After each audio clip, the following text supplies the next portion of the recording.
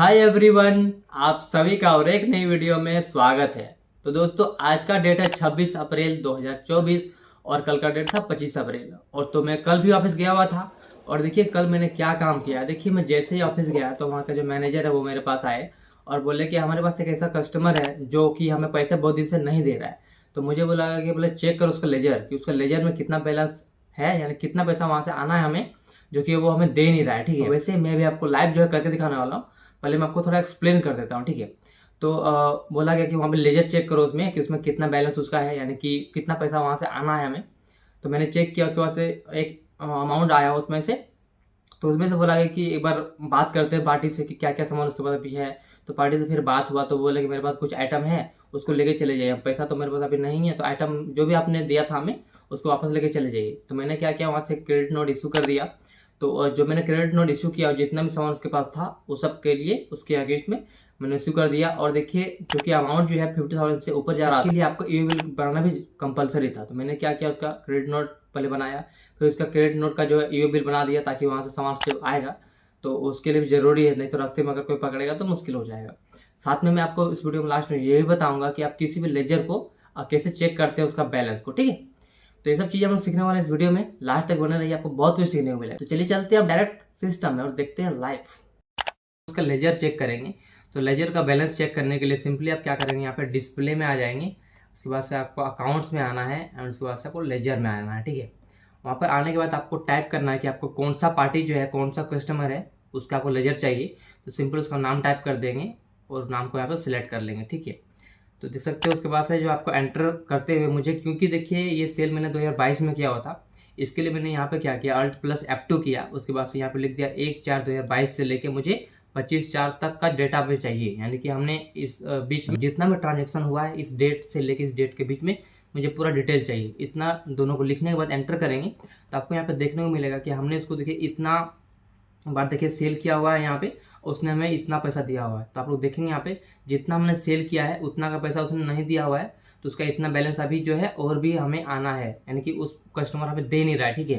तो इसमें से हमने क्या किया, हमने कस्टमर से पूछा कि आपके पास क्या सामान है। तो उसने बोला कि ये सब सामान मेरे पास है।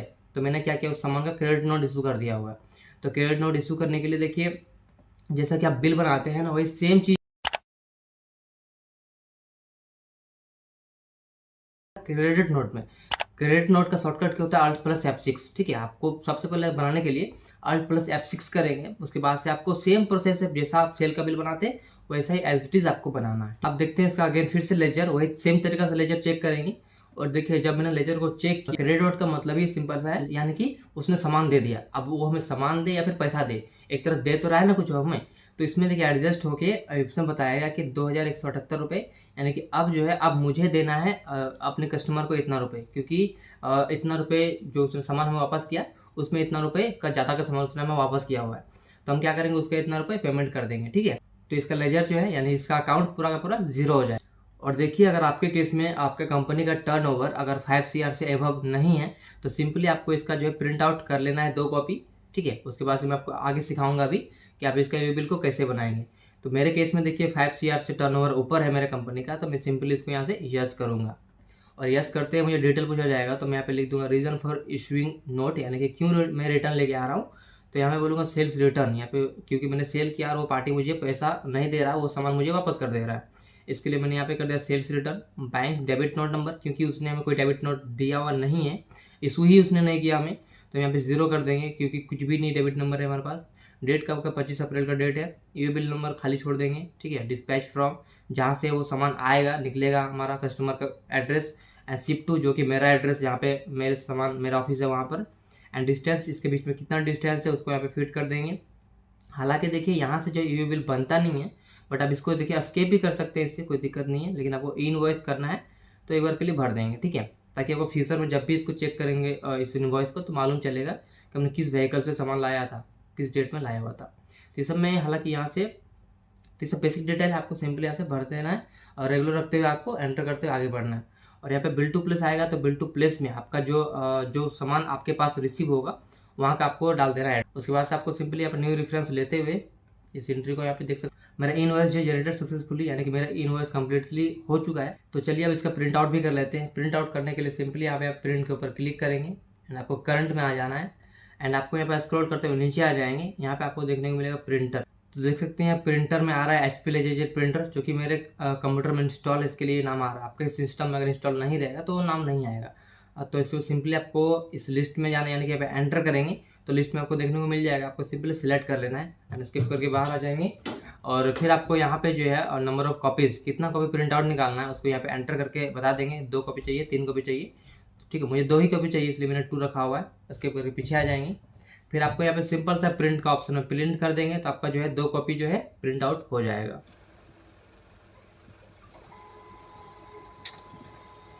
चलिए मैं अब आपको सिखाता हूँ कि आप इसके लिए जो ईवी बिल को कैसे बनाएं। देखिए ईवी बिल बनाने के लिए सबसे पहले क्या करना है, आपको गूगल में आना है और यहाँ आके आपको सर्च करना है लॉगिन ईवी बिल सिस्टम।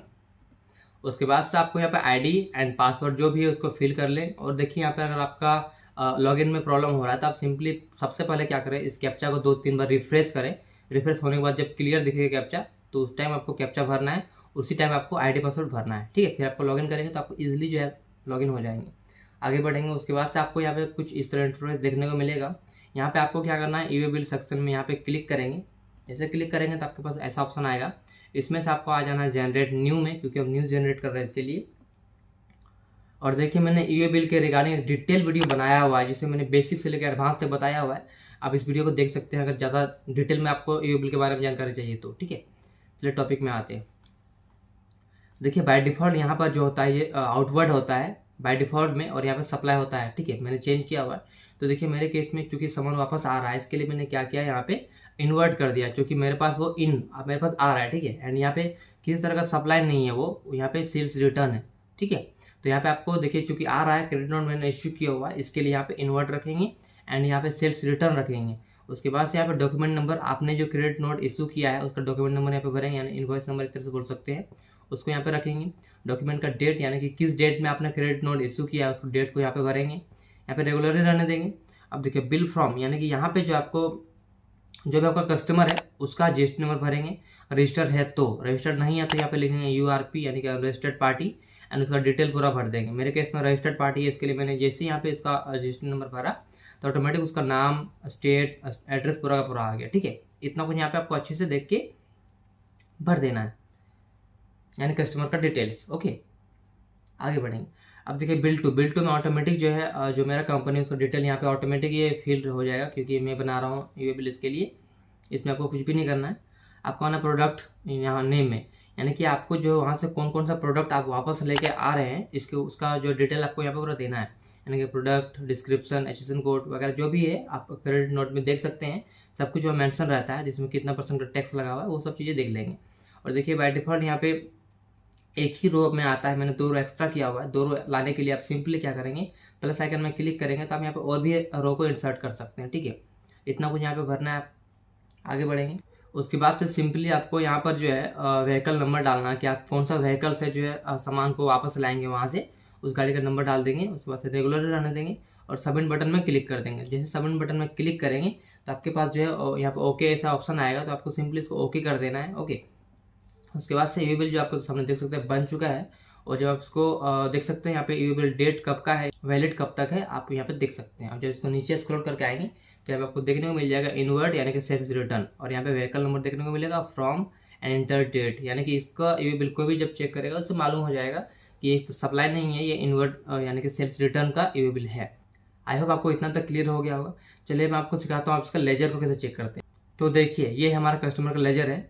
देखिए हमने उसको 28 मार्च 2023 को जो है सेल किया, देख सकते हैं यहाँ पे हमने 3 बार सेल किया एक ही डेट में। फिर 30 मार्च को हमने सेल किया उसको इतना सारा, बट उसने हमें देखिए उस टाइम में हम बिल्कुल पैसा हमें नहीं दिया उसने। क्लोजिंग बैलेंस जितना मैंने सेल किया उतना का उतना पूरा का पूरा as it is closing balance रखा हुआ था। उसके बाद नेक्स्ट जो फाइनेंशियल ईयर स्टार्ट हुआ 23-24 का ओपनिंग बैलेंस देख सकते हैं उतना रुपये। तो फिर उसने हमें 7 जून 2023 को देखिए इतना पैसा दिया। फिर 19 जून को उसने हमें इतना पैसा दिया। फिर 29 अगस्त को उसने हमें पैसा दिया। उसके बाद देख सकते हो उसने हमें पैसे दिए ही नहीं, यानी क्लोजिंग बैलेंस पूरा का पूरा ये आ गया हमारा पूरा। नेक्स्ट सेशन स्टार्ट हुआ अप्रैल 2024 से, यानी कि इसी साल का फाइनेंशियल ईयर। तो उसका देखिए ओपनिंग बैलेंस इतना रुपये था। तो अब देखिए हमने क्या किया, उसका 25 अप्रैल यानी कि कल के डेट में हमने इशू कर दिया क्रेडिट नोट जो कि इतना रुपये का। तो ये सब एडजस्ट होने के बाद देख सकते हैं यहाँ पे जो है 2178 आ रहा है यहाँ पे डेबिट साइड में, यानी कि वो हमसे अब पैसे लेगा यहाँ पे इतने रुपए 2178 रुपये। तो आई होप दोस्तों आपको जो है समझ में आ गया होगा कि आपका जब भी आप किसी को सेल करेंगे और उस पार्टी आपको सामान वापस कर देगी तो उस केस में आपको क्या करना है। तो दोस्तों उम्मीद करते हैं आपको इस वीडियो से बहुत हेल्प मिला होगा, आपको बहुत कुछ सीखने को मिला होगा। और देखिए इस वीडियो के बाद भी अगर आपके मन में और भी कोई सवाल है तो आप नीचे कमेंट कर सकते हैं। और बाकी वीडियो को कैसा लगा आपको वो भी हमें कमेंट सेक्शन में ज़रूर बताएं। एक लाइक करें, प्यारा सा कमेंट कर दें, और चैनल पर नए हैं पहले बार आए हैं तो सब्सक्राइब करना बिल्कुल ना, और साथ में बेल आइकन को प्रेस जरूर करें। तो दोस्तों वीडियो को यहाँ तक देखने के लिए बहुत बहुत धन्यवाद। मिलते हैं अगले वीडियो में जल्दी।